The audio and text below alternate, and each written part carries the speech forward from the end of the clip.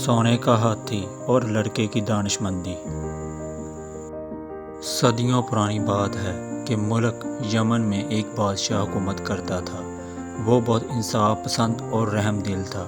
मुल्क में हर तरफ अमन व अमान था। एक दिन उसे बैठे बिठाए ख्याल आया कि राया की खबर लेनी चाहिए। बस उसने ऐलान करवाया कि बादशाह को कोई ऐसी कहानी सुनाए जो उसने कभी न सुनी हो। जो ऐसी कहानी सुनाएगा उसे सोने का हाथी इनाम में दिया जाएगा। मुल्क में ऐलान होते ही लोग जोक दर जोक बादशाह को कहानी सुनाने की गर्ज से आने लगे। वो बड़ी मज़े की कहानियाँ सुनाते। बादशाह सलामत कहते, मैंने ये कहानी पहले सुनी हुई है। लोग थक हार कर लौट जाते।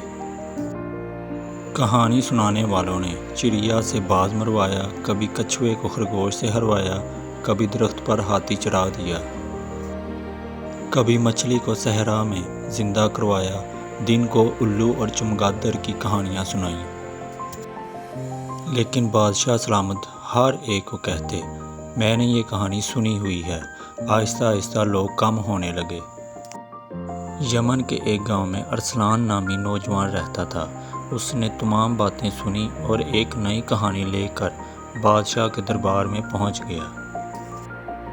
हाँ भाई जवान, आप क्या कोई नई कहानी लेकर आए हो? बादशाह ने पूछा। हजूर, कहानी नहीं, एक हकीकत लेकर हाजिर हुआ हूँ, अरसलान ने आजिज़ी से कहा। बादशाह ने कहा, सुनाओ, क्या हकीकत सुनाने आए हो? लड़का बोला, बादशाह सलामत, आपसे पहले आपके वालिद मोहतरम बादशाह थे। उनसे पहले आपके दादा हजूर भी बहुत अजीमुल शान सल्तनत के मालिक थे। आपके दादा हजूर ने आपके वालिद मोहतरम की शादी पर सोने चांदी के बर्तनों में खाना दिया। जिस तरह आपके वालिद और दादा बादशाह थे, उसी तरह मेरे वालिद मोहतरम और दादा हजूर भी बहुत बड़े ताजर थे। आपके दादा ने मेरे दादा से कुछ बर्तन उधार लिए थे, जिनमें सोने की 7 देगें, परात, प्लेटें, चमचे और दूसरे बर्तन थे। शादी के बाद आपके दादा बर्तन वापस करना भूल गए। आजकल हमारे हालात भी कुछ बेहतर नहीं हैं, वरना आपसे बर्तन ना मांगता।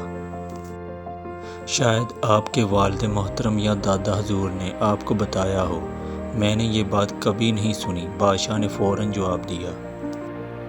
अच्छी बात है बादशाह सलामत, आप फिर सोने का हाथी मुझे दे दें, अरसलान ने हल्की सी मुस्कुराहट के साथ कहा। बादशाह अरसलान की अक्लमंदी पर बहुत खुश हुआ। अगर कहता कि बात सुनी हुई है तो इसे इतने सोने के बर्तन देना पड़ते। इसने जल्दी से कह दिया, ये बात मैंने नहीं सुनी।